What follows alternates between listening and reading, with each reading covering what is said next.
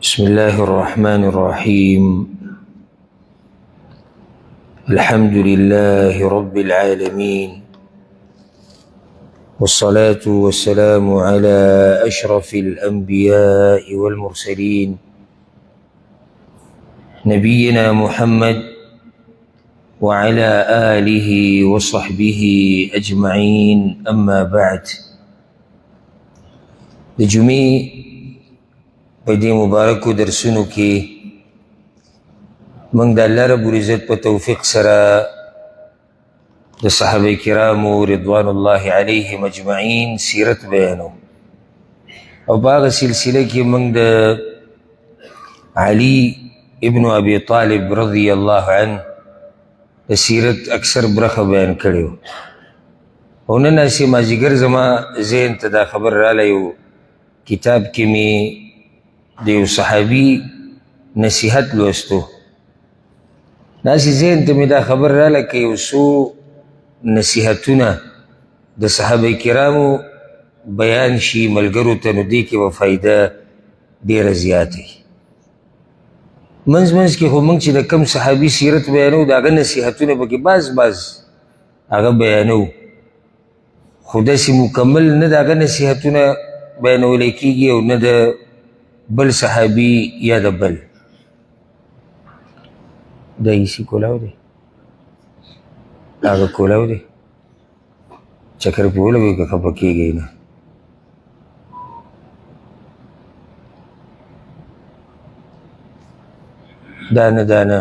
دانا آگا وے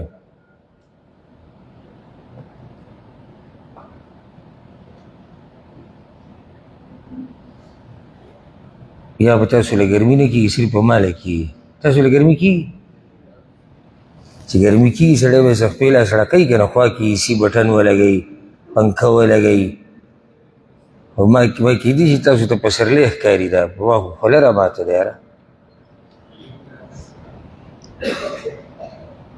خواہ دا صحابہ کرامو نصیحتونا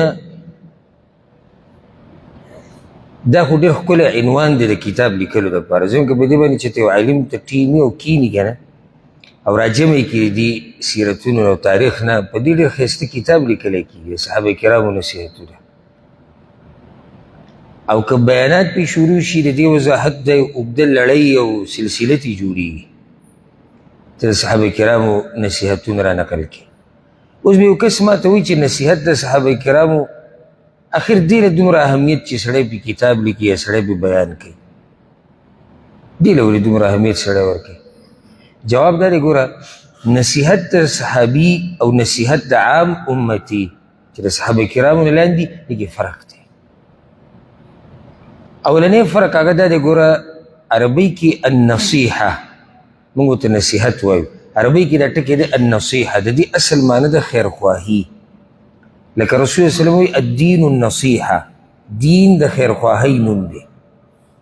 ته چې کله دا وایې کنه چې ما پلانی ته نصیحت وکړو څه مطلب شو چې ما د هغه خیر خواهي وکړه. زه دلته داسې تاسو ته نصیحت کوم که نه زه ستاسو خیر خواه یم، ما ته یو سړی دا وایي چې ستا دا کار غلط دی مه کوه، دا ښه کار دی دا کوه، دا زما خیر خواه دی.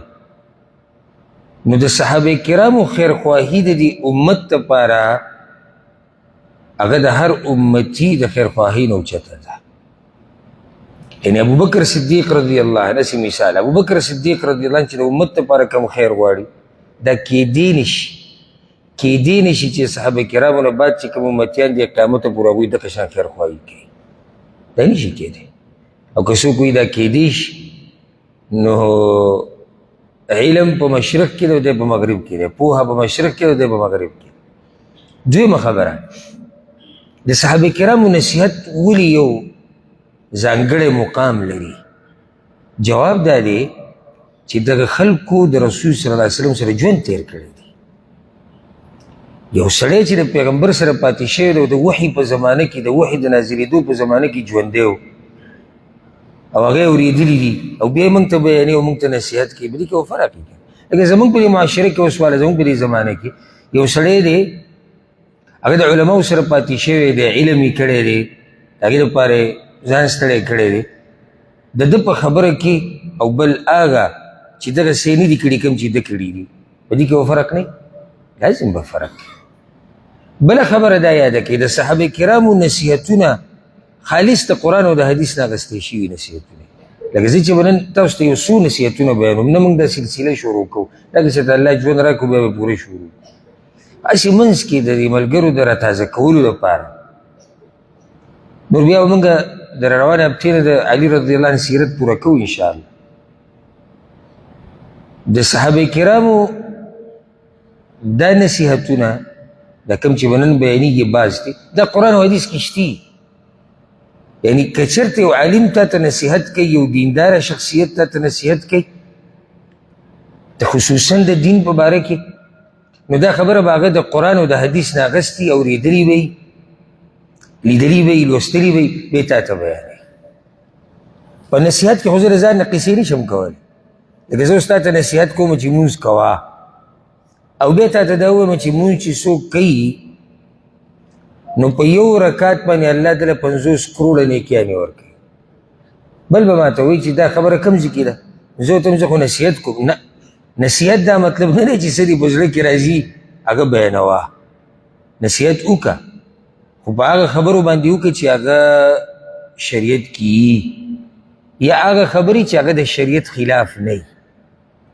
هغه خبرې چې د شریعت خلاف نه وي او همدې دپاره الله پیغمبران را لېږلي د دې نصیحت دپاره لکه نوح علیه السلام په باره کې راځي سورة الاعراف کې په لار د شیطان رواني هغه ته په لاره ویلی کېږي نو کله یو سړی دیندار او هغه بېدینه ده ته بېلارې وایي وایي دی بېلارې دی او ما یو کس پېژندو شخصي اوس مړ دی الله دې وبخي هغه به د خپل یعنی زه خاندان به نه یم زه په خپل نسب کې قام کې هغه دیندار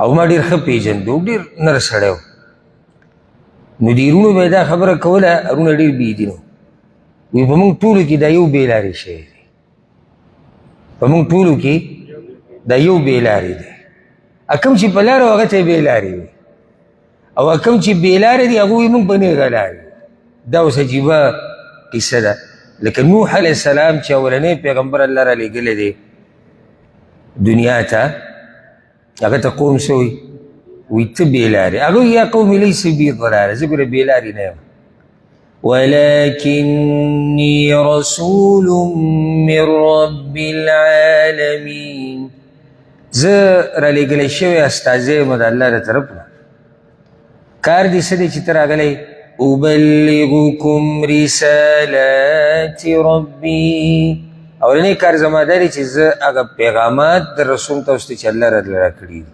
دویم وأنصح لكم وأعلم من الله ما لا تعلمون او زه نصیحت کوم تاسو ته خیرخواهي کوم ستاسو د آیت مې صرف دې لپاره ذکر کوو چې دا نصیحت کول خیرخواهي کول دا د انبیاو طریقه ده د نیکانو خلکو د اوسه پورې د قیامت پورې دا طریقه ده صالح علیه السلام کله چې د هغه قوم راولګېدو او هغه اوښي ته تکلیف ورسو او عذاب پرې راغی او هغه صفا وویل صالح علیه السلام ته موږ ستا خبره نه منو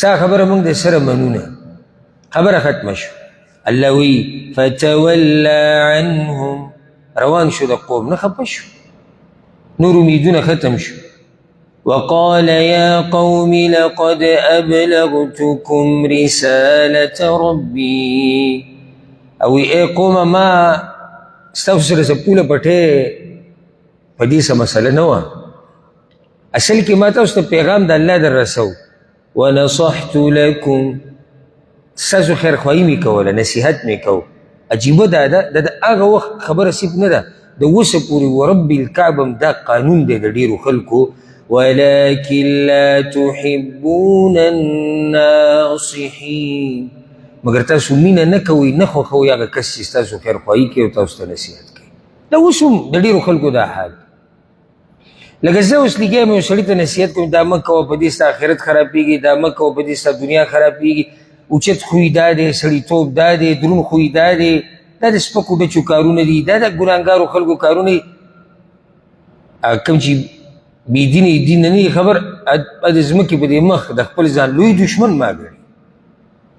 خو چې کم کس دوی ته وایي چې نوې لاره راوتې ده په ټیک ټاک کې د مخکې کېدو، او په دې کې یو سندره ور واچوه ته به داسې شي، او یو ډمتوب وکړه ته به داسې وکړي، او فحاشي وکړه پیسې به راځي.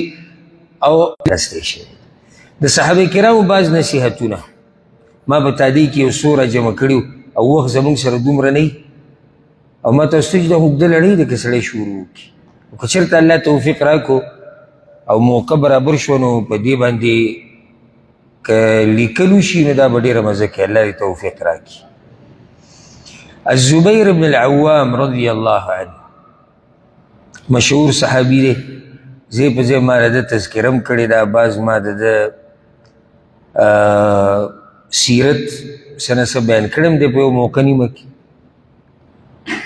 ده به دا خبره کوله، مشهور نصیحت د ده دا دی، وایي که تاسو کې د چا وس رسي، من استطاع ان تكون له خبیئه من عمل صالح فلیفعل. په تاسو کې که څوک څه پټ رازونه او نیک عمل پټ ساتلی شي نو پټ دې وساتي ځان دپاره.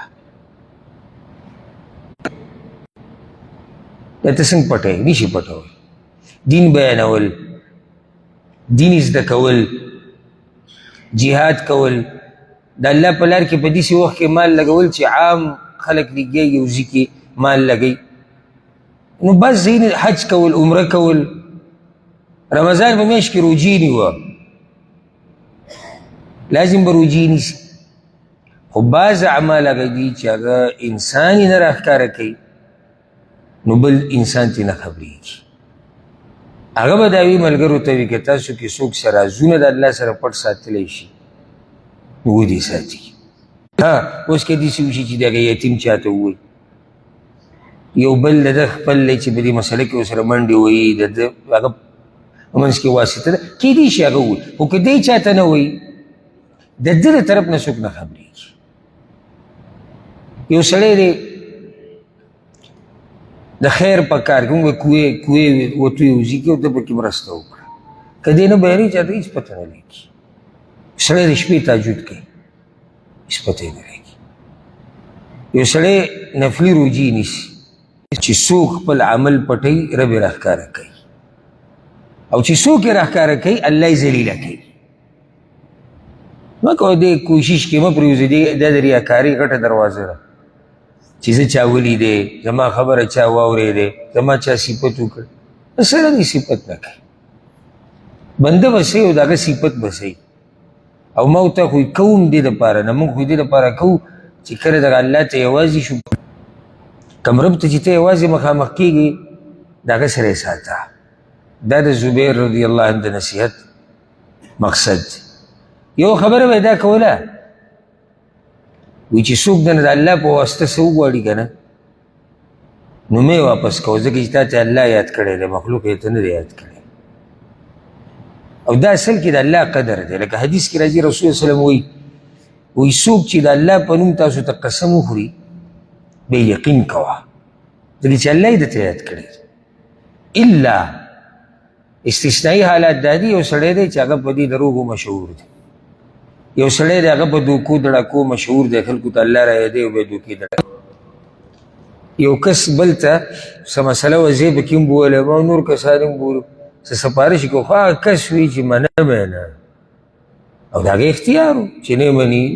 څوک په چا زور زبردستي خو نشي کولی. ډېر کلک و په دې مسله باندې چې نه زه یې نه منم، او یو ورته لګیا دی او بل ورته لګیا دی. دې کس ډېر عجیبه خبره وکړه، د چا چې په ده پسې را سپارشیان بولي وو او چا چې مسله وه، هغه ورته وایي ګوره ذوالجلال رب درته را یادومه، دا خبره نوره پرېږده. او په ټکه سړي وایي بس یې شو. ټول ورته حیران شو. زه په خپله باندې که څنګه وایي دی وایي ذوالجلال رب، ذوالجلال خاوند د عزتونو، خاوند د عظمت، خاوند لویوالي،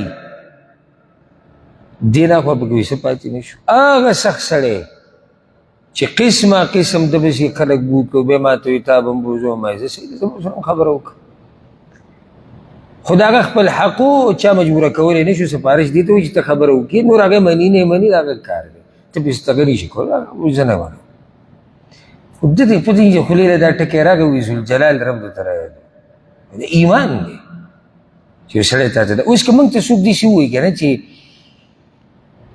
زه ستا خوا ته راغلی چې یو کس زما خوا ته راشي مشر او ما ته وایي چې یاره په تا مې خدمت دی ته به دا کې دا به کې او زه ګوره په دې راغلی یم ځکه چې زما او ستا د پلار ملګرتیا وه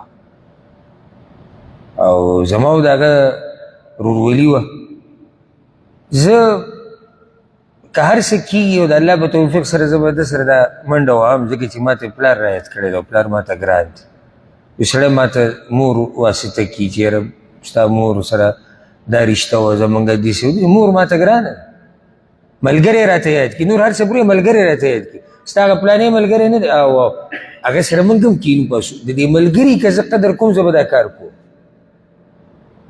نو چې تا ته رب را یاد کړي چا چې ته پیدا کړی څوک چې تا له رزق درکړي الله یې درته را یاد کړو چې الله یې درته را یاد کړو اوس تا څه خیال دی سوچ کوه چې تا دا خپل رب سره دومره محبت وکړو چې یو کس درته را یاد کړو تا وله خبره ومنله تا وله قسم ومومنو نو دا رب خو دا هر څه ویني نو تا له به څه درکوي هغه غیرتي ذات دی چې تا دومره غیرت په خپل رب کې او دومره ستا د هغه سره مینه ده نو هغه رب به بیا تا له څه درکوي د دې اندازې بیا ولګوه یو خبره دا کړې وه دا ډېر ناشنا د زبیر بن العوام په سیرت کې راځي په ده باندې قرضه وه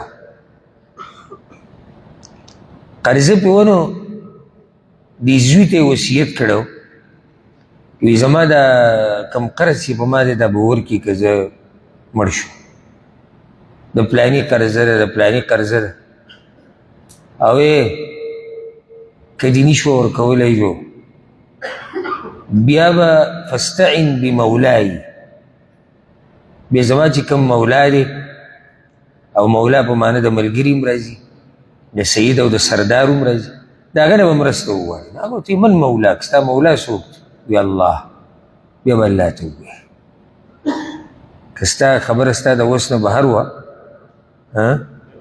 بیا الله ته ووایي الله نه به مرسته وغواړي هغه به د سلار نه وباسي دې کې زموږ دپاره ډېرې خبرې دي داسې وړه خبره نه ده یو لویه خبره دا ده که نه که ډېر هم دیندار او الله ته نږدې خو قرض پردی حق دی لکه دا زبیر ابن العوام رضی الله عنه هغه کس دی چې رسول وسلم د ده نوم اخیستی دی والزبیر فی الجنه او زبیر په جنت کې دی خو ده ته دا قرضه معاف نه ده دا به دی ورکوي ما تا ته به معاف شي سي چې قصدن عمدن ما ته خبره راکاږو او د هغې نه یو قیسه جوړو زه بیا به یې ورکوم او زه هغه هسې لږ مالدار او زه تادي خو یې نشته او زه په ملک کې او زه پردي ملک کې او زه دلته او دا قیسې جوړول او که مرګ راشي یوه دویمه دې کې فایده موږ ته دا راووته چې په تا باندې د چا حق دی د هغې نه خپل بچي او کشران خبر کا دې کې لویه فایده دا وي چې یو خو به دا حق ادا کړی شي حقدارو ته به ورسي ځکه چې تا خبر کړي دي دویمه فایده پکې دا ده څوک به د دروغو دعوه نشي کولی کله ګوره دروغجن پکې دعوه کوي یو سړی مړ شو او کشر یې دا ووایي که په ده باندې څه قرض وي نو یو راغی زما پې قرض دی او دروغ ووایي اوس به ده سره څه کوو صحیح ده شرعي مسله خو شتي خو دعوه خو وشوه که نه دا که چېرته ده د خپل کشران په وخت خبر کړی وی او ټول لیکلي ورته ښوولی وی چې پلانې او پلانې او پلانې او پلانې د ده دا حق دی دا حق دی بیا هېڅ مسله نه جوړېده بله مسله د دې نه دا راووته چې هغه زموږ نه یېره ده هغه دا چې هر کار چې درته ګران شي که نه او هره مسله درته ګرانه شي نو دا مېرو چې په عرش باندې یو رب دی هغه ته د دې مسلې حل کول هېڅ نه دي دا خبره ګوره زموږ نه یېره ده زه حقیقت نه یېره ده دا زمونږ دا دومره غم او دا دومره ټینشن چې دې حده پورې خبره ورسېده چې خبرونه پکې دا هم راځي چې خودکشیانې پکې بعض کله کې ځانونه وځي او څوک د لیونتوب ګولۍ خوري او څوک د خوب ګولۍ خوري او څوک حالات داسې جوړ شوي دا دومره سطح حالات رسېده دلیل په دې دی چې زمونږ دا خبره یېره ده چې الله ته واپس کېدم لازم دي او د هر څه حل کول هغه ته اسان دي دې نه یو بله مسله هم راووته چې دنیا کې ژوند تېری که نو کله یې په چا قرض وي او کله پې د چا قرض وي دا اوچت مخلوق د ځمکې په دې مخ د صحابه کرامو نه بعد په دوی هم قرضې وي ځان د مرۍ نه ونیسو او په ما قرض ده او دا به څه کي او دا خو زه تباه شوم او زه برباد شوم بعض لمحات چې دی بلکل صفایي د چا بې روپۍ نه دا بعض لمحات راځي یو سړی به ماته وایي چې را غټ غټ تاجران چې دي او مالداره چې دي په دوی او په دوی باندې نه ته چې تجارت کې د چا سره ډیل کې د چا سره ته معامله کې کله د ده په تا راوړي کله به ستا وړي که نه تاجران قرض نه کوي اکثر د پکې داسې ویني چې د اکثر مال چې کوم ده سره پروت وي د ده په دوکان کې د ده په ځي کې هغه د به قرض راغستی او لږې لږې پیسې ورکړي داسې یو فایده لکه چې زمونږ د بعض ملګري د قرضو د مسلې ډېر ټینشن کې اچولی دا ټینشن دی ځکه خو به رسول وسلم د الله ته سوال کوو یا الله د قرضې نه مې وساته عایشه رضی الله عنها ورته وویل یا رسول الله ته دا سوال ډېر غواړي چې دې کې څه دي هغې ورته ویي عایشې ته رضی الله عنها وی عایشې سړی چې کله قرضه پې له چا راشي نو رښتینی سړی دروغجن شي رښتینی سړی دروغجن شي او رښتینی سړی بیا د وعدو خلاف ورزي شروع کړي نو لوی غم دی الله دې ته موږ ټول ساتي او په چا چې هم قرضه ده الله دې ته زر تر زره ختمه کړي الله دې ولا اسباب پیدا کړي چې د دا قرضې ختمې شي طلحه ابن عبید الله رضی الله عنه د دې یو نصیحت ما کتلی او ډېره عجیبه خبره یې کړې وه طلحه رضی الله عنه د وی انا لنجد باموالنا ما یجد البخلاء و دې ته نصیحت دې نصیحت ته او دې خبرې ته غوږ کښېږدي وی مونږ چې بیا به څه کوو بچي به څه کوي نوسي کړوسي بس پکې سم بخیلان مقصدي کومه خبره چې بخیلانو ته راځي چې مال خو ډېر خوږ شی دی دا به زه اوس ورکړو او په دې ما ځان ستړی کړی دی او په دې ما خوله ده کړې ده او په دې شي او په دې مسافر په سخي کې او په بخیل کې دا فرق دی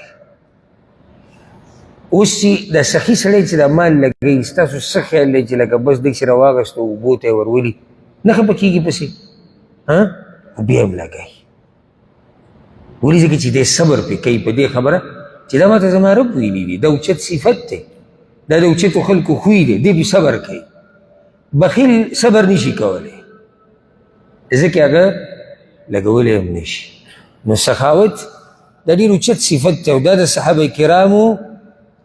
صحابه کرامو په هغه صفاتو کې دي چې کوم په اولني سر کې بیانېږي او څنګه به په هغو کې سخاوت نه او د چا سره علم کړی دی او د چا په تربیت کې رالوی شوي دي رسول صلی الله علیه وسلم چې دغه وایي دا انس ابن مالک رضی الله عنه وی رسول صلی الله علیه وسلم دومره سخي وو په سخاوت کې دومره هغه تیز وو سخي نو کوشش وکړئ چې سخیان شئ مالدار نه څه سخیان نو سړی به ماته وایي چې مالداره شي سړی خو سخي شي که نه نشي ویلی ماته مالداره شي خو سخي نه فرق دی دواړو کې زه د فرق وښیم کیدای شي دا خبره تاسو چا نه نه اورېدلي یو مالداره سړی هوټل ته راننوته او ډوډۍ وخوړه بیا چې تو تپوس یې وکړو بیل څو دی هغه ورته بیل مثال زمونږ طرفونو ته دا دغه ډېر کېږي هلته چې کوم سړی لږ مالدار دی هغه یو نشه وي بیا سمه عجزي هلته ډېره کمه ده. سړي به کې هم بې عزته کړه او کېدای شي څه ګیلاس میلاس یې هم مات کړی. څوک ورته څه نه وایي مالداره دی. بل لاغې کېناستو هم حقه ډوډۍ وخوړه چې ورغی بل څو شو 10,000 روپۍ شو. 10,000 یې ورکړي ګران کار دی. دا جوړه به څو ده؟ دا جوړه به 200 روپۍ. دا 200 روپۍ دا 50 تا شوې ده. دا سخاوت دی. زړه د انسان سره دا د باچایي ژوند دی. دا بل صرف مالدار دی، فقط پیسې ورسره ډېرې دي. ابو عبید د دومره هغه اوچته خبره کړې ده، هغه به دا وي او دې ته غوږ کېږي. وایي د دنیا کې داسې خلک شته چې د خپلې کپړې د سپینوالي ډېر خیال ساتي. د کپړې د سپینوالي ډېر خیال ساتي او دین ته ګنده شوی د هغې ورسره سوچ لري. خیال هم دی دې جملې ته خیال د څه ساتي؟ یاره دا خو زما په جامو داغ ولګېد چې دلته داغ نه وي، دې جامه کې کوت نه وي، دا داسې سمې سرې شوي دي او څه مزه به یې کولې چې ظاهري جامه دې هم پاک کوي او په دین دې هم داغ نه وي. نور علی نور. ظاهري جامه هم پاکه ساته، ته شریعت دې نه نه منع کړی. هغه صحابي وي یا رسول الله یو سړی خوښوي چې زما پیزار دې مزېداري، زما جامه دې مزېداري، دا هم تکبر دی. هغه نه، الله جمیل دی، ښایسته دی او ویښته به دې ببر ببور ولاړي او دا چې چا هم دا نقشه خولی دی په دین پوه نه دی.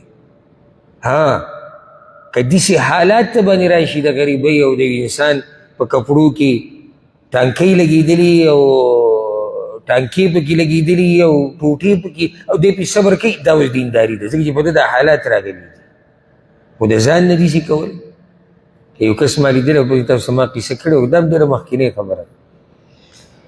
هغه به دا دغه ډېر کوو، دا ګرځېدو را ګرځېدو به یو ځای کې به په دیرو کې نصیحت کوو، به پکړې راځي ته روغه جوړه په قینچې باندې پرېږدي او بیا د هغې نه دې تارونه هم زانګي، بیا پکې بخۍ هم به وه. بله ما دا ریاکاري ده، دا ریاکاري ده. ته په زور ما ته ښیې چې زه دیندار یم. که به داسې حالات په یو چا راشي چې د هغه سره د روغې جوړې طاقت نه وي، همدغه جوړه یې چولي چې د تارونه دې ټول ځوړندي زړه ده او اصل کې دی لګیا دی خپل ځان بې عزته کوي. او په دې خو ښکلی مثال در درکړم. نن سبا دا موږ چې اوس یو په 2015 کال کې میلادي 2015 کال اوس به ختم شي، 2016 به شروع. دا زمانه غټه فتنه نن سبا هغه د شهرت ته چې زه مشهور شوی، زه مشهور شو. د ده دا سوچ دی چې زه مشهور شم، زه عزتمن یم. نو د شهرت دپاره به څه کې؟ یو خو هغه شهرت دی چې الله یې چاله ورکړي، چې الله یې چاله ورکړي هغې کې هېڅ ته ضرورت نه راځي چې الله مشهور کړي. کله نه ګډوډو ویلو ته ضرورت راځي، والعیاذ بالله، نه بلې ګناه کولو ته. الله به دې عزتمن کړي، مشهور شي. ښه نو ته به څه کې؟ ته عالم یې؟ نه علم خو نشتی. د ډاکټرۍ څخه وغواړي؟ نه. انجینیري څخه یې موږ ته ساینسداني، بل څه داسې د خیر ښېګړې د معاشرې د ټولنې نه نه، خو بس ځان مخکې کو. نو که ځان مخکې کې زموږ په معاشره کې د ډېر افسوس سره دا خبره وکړو، څومره ګډوډ لګیای ته مشهورېږي، څومره ګډوډ لګیای ته مشهورېږي. نو زموږ په معاشره کې ګډوډ هم مشهور دي، لیوني پکې مشهور شوي دي، بیماران ذهني ځان عزتمن کو. ابو عبید رضی الله عنه وایي هغه دا خلک یادي، وایي بعض وایي چې ما ځان عزتمن کو خو پوه نه دی چې ځان دې بې عزته کو. مشهورېده جدا خبره ده، عزت جدا خبره ده. ګوره یاده کوي دا مسله، نن ځان سره قیمتي مسله ویسي. مشهورېده جدا دي، عزتمن دي، قدرمند دي، په معاشره کې، په کور کې، په کلي کې، په قام په منځ کې، په ملک کې. حالانکه مشهور دی د هغه یو امر نه دی چې اصل کې بې عزته دی. په دې نقطه اوس پوه شوئ که نه؟ یوه منډه ده، یوه خبره ده چې ما او تا د هغې په تګ و دو کې خو هغه موږ نه کوو، ډېر لږې کوي چې الله پرې رحم کړی، چې موږ ځان مشهور کړو په اسمانونو کې. د هغې دپاره منډه وال غواړي چې زما او ستا تذکره هغه په اسمانونو کې کېږي. دا اصل عزت دی. نو د ابو عبید رضی الله عنه په خبره پوه شوئ که نه؟ ډېر خیال کوي داغ د جامې، خو خیال نه کوي د کم داغ چې په دین لګي. ډېر داسې دي وایي زه ځان عزتمن کومه او لګیا څه کي ځان بې عزته کوي. عبدالرحمن بن عوف رضی الله عنه پیژنې که نه پیژنې؟ مشهور صحابي دی. اوله کې غریب و، بیا وله الله ډېر مال ورکړی او بې انتها مال یې وله ورکړی. دی یو خبره کړې ده خو ډېره ناشنا. بیا الله په موږ باندې امتحان راوستو په شکل د نعمتونو کې چې نعمتونه ډېر راکړو. وابتلینا بالسراء فلم نصبر، به موږ صبر نه دی کړی. تاسو به دې جمله ونه رسېدې، زه یې ته وضاحت کوم. د هغه دا مطلب دی چې دا سخت هم امتحان دی، د راحت هم امتحان دی. موږ په دې سخته کې چې کوم امتحان دی په دې کې اکثر کامیاب شو، ناکام شو په هغه امتحان کې کوم امتحان چې د راحت په شکل کې راځي. اوس مې پوه شوې؟ دا ډېره قیمتي خبره ده. اگه سخته راله یو کس باندې سخته راله، هر قسمه سخته ده، بدني ده، مالي ده، بد دې په مخه وایي د الله د طرف نه ده، او چې الله پرې راضي دی موږ پرې راضي. بس الله دې صبر راکړي، الله دې اجر راکړي. دا خبرې د مسلمان دقه خبرې دي. ښه یې ځان ټینګ کړی دی. ګوره څه وخت بعد الله رب العزت د حالات بدل کړو. حالات داسې بدل شو چې بدن هم روغ شو، مال هم ډېر شو. اوس دې ځکې دی دا خبره نه کوي چې دا مال الله را کړی دی او بس د الله مال دی او موږ له دې الله طاقت راکړي چې په داسې طریقې استعمال کړو چې کومه طریقه الله غواړي. زموږ هېڅ هم نه و، دا خو الله را کړي دي او موږ به صحیح او زموږ دنیا به صحیح. په دې امتحان کې دی ناکامه شو. دا ګوره ډېره ناشنا خبره یې کړې ده. د سختي په امتحان کې کله سړی کامیاب شي خو پیل شي او ناکامه شي د راحتې په امتحان کې. هغه راحته کې چې بیا خپل رب هم هېر شي، هغه راحته کې چې هغه زاړه حالات هم هېر شي. او بني اسرائیلو کې چې هغه 3 کسان وه، قصه یې موږ ذکر کړې وو. یو گنجې، ړون او برګي مرض و. هغه دوه ووي کله امتحان الله هغه ښه کړو که نه، او بیا ترې تپوس وشو چې دا خو د الله رحم دی، زموږ سره څه و؟ درېیم ووي دا زمونږ نیکنی جیداد دی، موږ د پوخا نه داسې مالدار را روان یو. داسې اوسنۍ خبرې نه دي. ډېر خلک هغه دې قسمه خبرو کې پرېوځي، هغه د سختې هغه حالات تېر شي او دا ته هم هېره شي چې دا نعمتونه ډېرېده، دا مې امتحان دی. موږ چې دا وایو یا الله موږ له د شکر د ادا کولو توفیق راکړه، د دعا موږ غواړو که نه غواړو؟ خو موږ دقه وایو چې یا الله کله امتحان د راحت را باندې راولي نو بیا موږ له طاقت راکړه چې ستا شکر ادا کړو. لکه دا امتحان دی. د دې بعضو خلکو داسې ذهن جوړ شوی دی کله ته امتحان راغی په یو کس باندې ډایرکټ امتحان کې د ذهن څه ته بیماري، غربت، قرضه، خپلې مړ شوی دی، کور یې نشتی، چا شړلی دی. زمونږ ډایرکټ امتحان کله چې وویلی شي چې امتحان د الله د طرف نه، نو هغه په صورت د سخته کې هم راځي او هغه په صورت د راحته کې هم راځي. رب العالمین په دې دواړو حالاتو کې ستا ایمان راښکاره کوي. غریبۍ کې خو ته ټیټ وې، سپینه ټوپۍ او تسبیح دې ګرځولې راګرځوي، خو چې اوس مالدارۍ کې دې پته ولګي. بعض په مالدارۍ کې ښایي، دینداري کې مونځ اودس کې، خو چې یو جټکه پې د غریبۍ راشي که نه، یو ګړز چې دم د غریبۍ کې هم د ایمان پته ولګي چې اوس دې څنګه دی. الله دې موږ د امتحانونو نه وساتي او الله رب العزت که امتحان د سختی او که امتحان د راحتی الله دې پکې موږ کامیاب کړي. الله دې موږ له توفیق د صبر او د شکر راکړي. الله دې موږ د تکبر او د ناشکرۍ نه او د ناصبرۍ نه وساتي. ابو جحیفه رضی الله عنه دا یو صحابي دی، د دې یو نصیحت وی جالس الكبراء وخالط الحكماء وسائل العلماء. دی وی د مشرانو سره کینی پاسي، مشرانو سره او د اوخیارانو سره ګډون کوي او د علماو نه تپوس کوي. یاره که دا درې خبرې په چا کې را جمع شوي که نه چې له ده نه به کوم سړی جوړېږي. ناسته پاسته مشرانو سره. او زه ډېر د افسوس سره وایم څه وخته پورې زموږ دا ځوانان داسې وو د سپین ږیرو سره ناسته، مشرانو سره ناسته، دا به یې خوښوله. اوس زموږ چې کله سر راښکاره کړي چې مشران ناست دي نو بیا دې لاره د تېښتې ګوري چې اوس چېرته بیځي نه وتښتو. د مشرانو سره کېناسته، د هوښیارانو سره کېناسته، د علماو سره کېناسته، فایده ما او تا ته پکې څه دی؟ یو سړی وایي چې موږ سره بور کې ته ما د مشر سره کېنې، ته ما د هوښیار سره کېنې، ته ما د علماو سره کېنې، ما پرېږده چې زه خپل ژوند تېر کړم. زه د همزولو سره کېنم، زه په لارو کوڅو کې ګرځم، زه لوبې کوم، زه منډې وهم.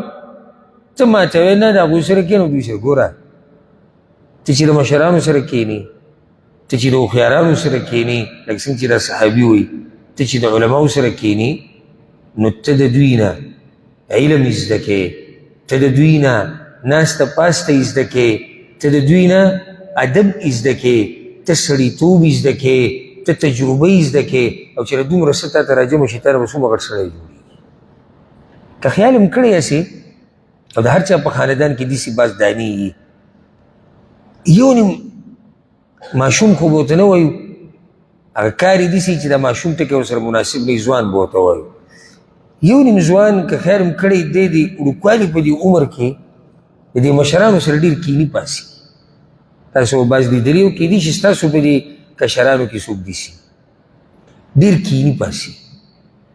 څه وخت بعد یا خو موږ لیدلي دي او کوم چې نه لیدلي به وویني، څه وخت بعد بیا دغه چې پرون دی وړوکی و، څه وخت بعد چې ته وینې د هغه نه الله ربالعزت یو لوی سړی جوړ کړی، هوښیار، د سړیتوب خاوند، فایدهمنې خبرې، د علم خبرې، علم که د دیني او که د دنیا الله ته جوړ کړی. دا ولې؟ نه صرف مشران نه، ناسته پاسته د مشرانو سره، هوښیارانو سره، علماو سره. چې د سړي ناسته پاسته ټوله د پالتو خلکو سره وي. او پښتانه متل کوي وایي د ډم په ګاونډ چې شوې ډم به شي، د مولا په ګاونډ چې شوې مولا به شي. دې متل څه مطلب دی؟ دې متل دا مطلب دی او دا حدیث کې هم دي، دا حدیث کې دي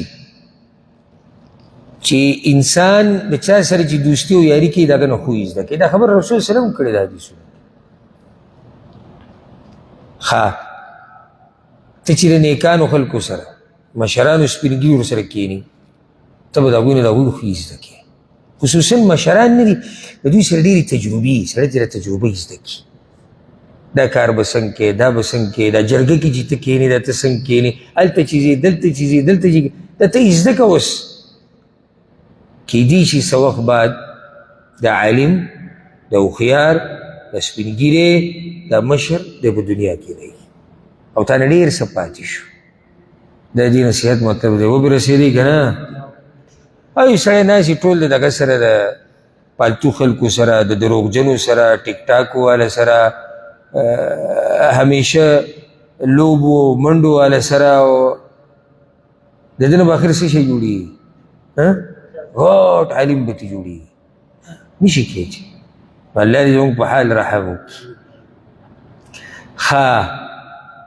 ابو ذر رضی الله عنه، پیژنې ابو ذر که نه؟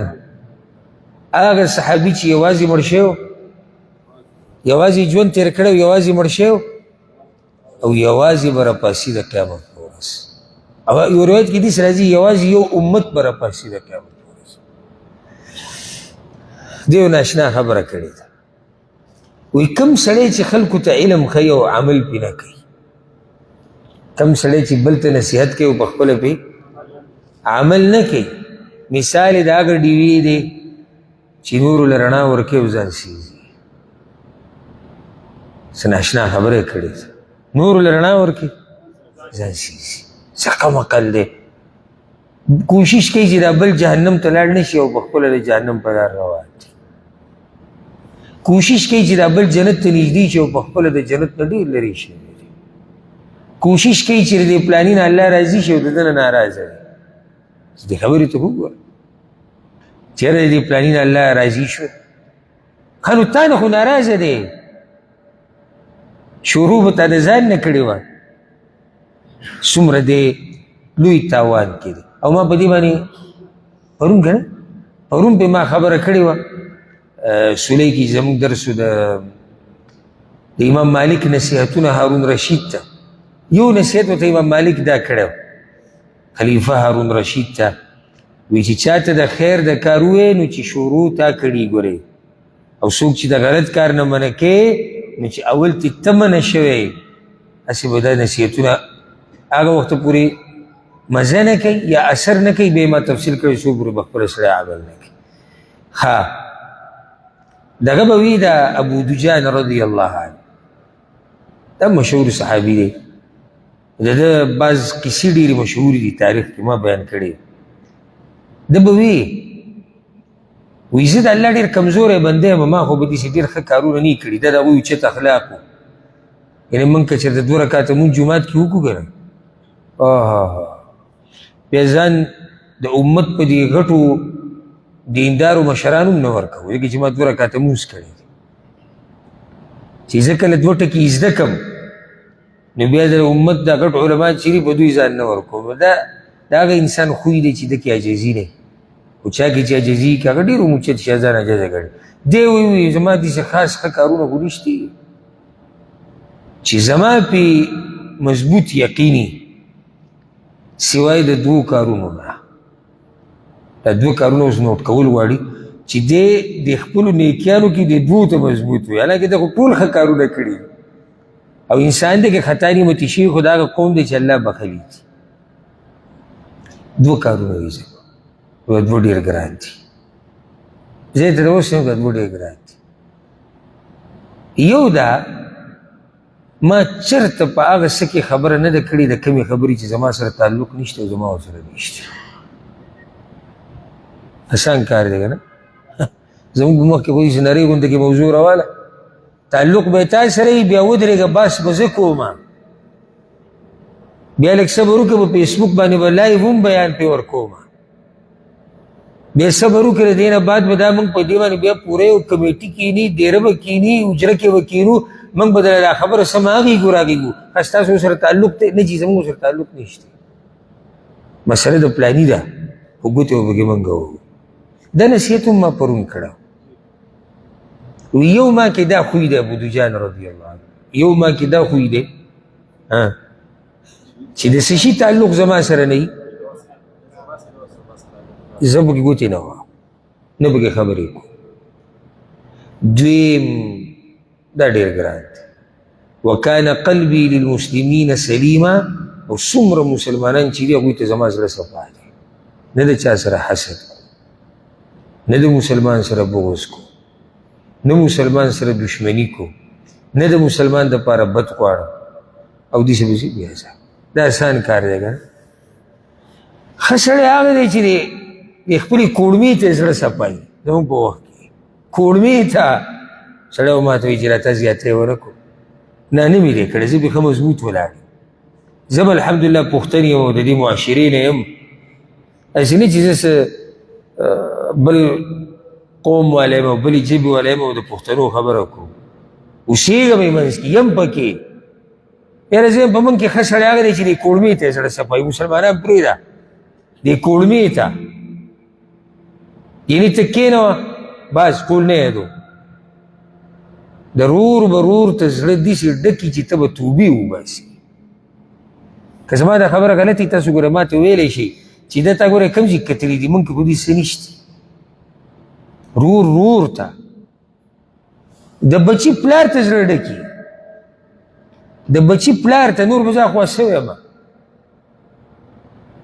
او د رور خور ته او د خور رور ته او تره ته او د تره زوی ته او ماما زوی ته زه وایم موږ کې ښه سړی هغه دی چې د خپلې کورمې ته زړه صفایي کورمې پورې به خبره محدوده کړو بیا هم ګرانه ده که نه اسانه ده بیا هم ګران کار دی قصه تاسو ته یاد ده د عبدالله بن عمر رضی الله عنهم هغوی موږ مسیح نبوي کې ناست وو رسول وسلم وی چې کوم سړی چې به په دې دروازه راننوځي هغه به جنتي وی موږ اوس انتظار کوو دا ډېره ناشنا خبره ده داسې که موږ تصور وکړو که نه لکه موږ اوس مسیح نبوي کې ناست یو او راته وویلی شي چې په دې دروازې چې به څوک راځي هغه به جنتي موږ به یعنې زموږ دا سترګې او نظر به د دې دروازې نه وخوځي وي دې کې چې ګوري د الله بنده راننوت او د دې ګیرې نه د اودس د اوبه څڅېدې او پیزار یې ترخ کې نیولي هم سړی کېناستو چا ورته څه غږ ونه کړو بله ورځ بیا رسول وسلم وي یو کس به په دې دروازه راځي او به جنتي موږ اوس انتظار کوو دا بل څوک دی چې ګورو حقه سړی راننوت او حقه شیانې د ګیرې نه د چاردام دا اوبه څڅېدې او پیزار یې ترخ کېده بیا کېناست په درېیمه ورځ رسول وسلم بیا ووی یو کس به راځي او به جنتي بیا هغه کس راننوت درې پیرې او یو کس دا به څومره د کمال والا سړی دی د کوم صدي وایي زه پسې لاړم چې لټون وکړم اخر دا سړی څه کوي چې موږ د چلي زده کړو لکه څنګه چې موږ چا سره پیسې میسه ډېره وینو چې اوس د ده نه چلي زده کړو مقابله خو کول غواړي که نه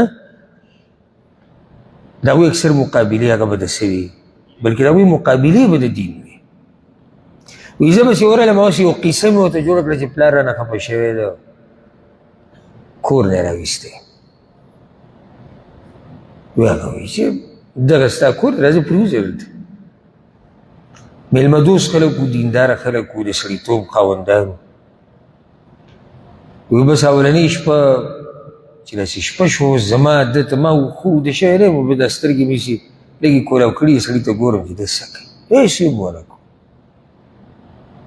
هماغه کارونه کوم چې موږ کوو بیا چې ونه شو بیا ته ما تپوس وکړو چې هېڅ زما پلار زما نه خفه نه و او دغه نه و داسې قصه شوې وه او درې پیرې ته راغلی وې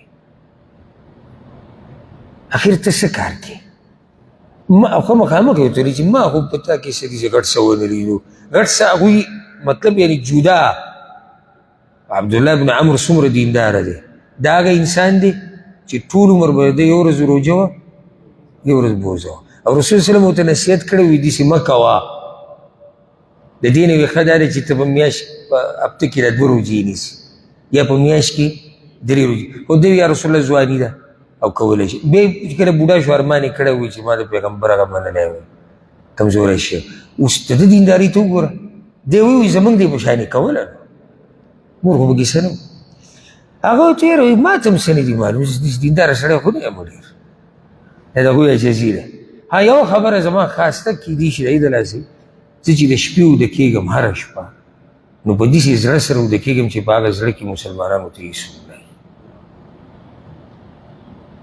بس زه چې د شپې وده کېږم زما زړه د الله بندګانو ته پاکي عبدالله بن عمر داسې د خپل پتون له د الله سره وایي ځکه خو بیا موږ نشو کولی ډېر ګران کار کوي چې عبدالله بن عمر ورته ګران وایي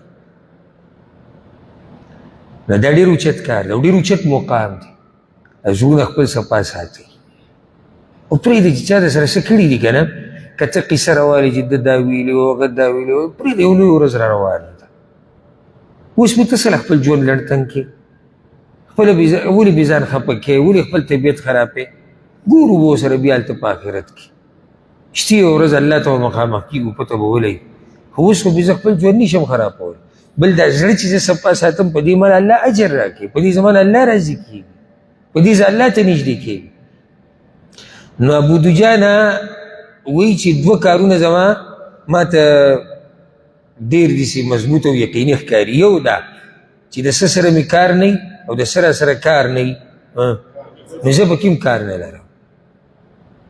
دویمه مسلمانانو ته زړه دا زه بلکل صفا ساتم.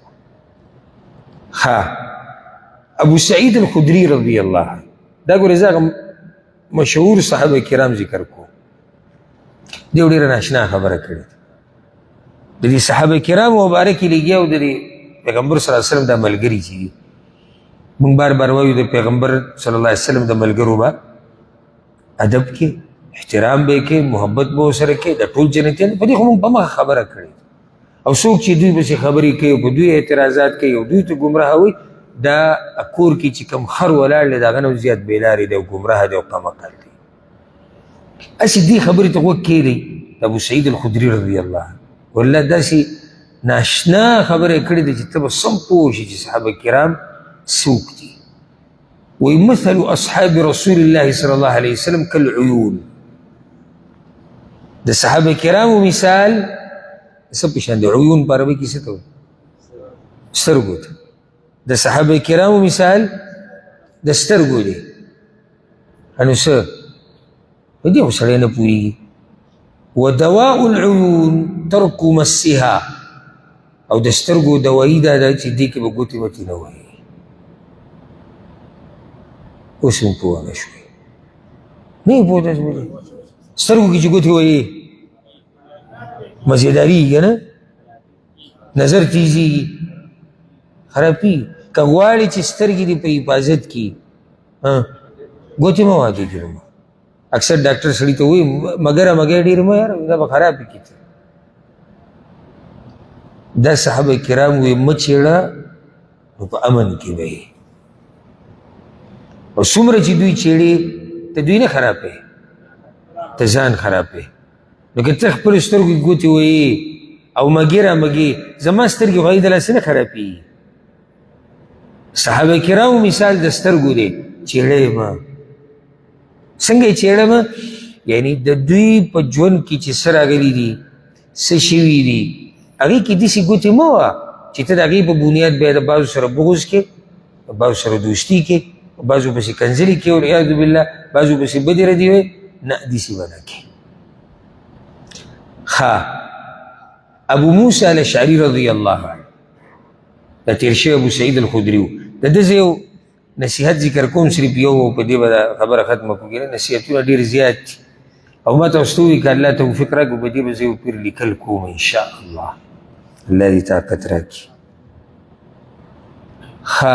ابو موسی الاشعري رضی الله عنه خو ډېرې خبرې کړي دي تاریخ کې رانقل شي. یو به یې دا وي ذو الدرهمین یوم القیامه اشد حسابا من ذي الدرهم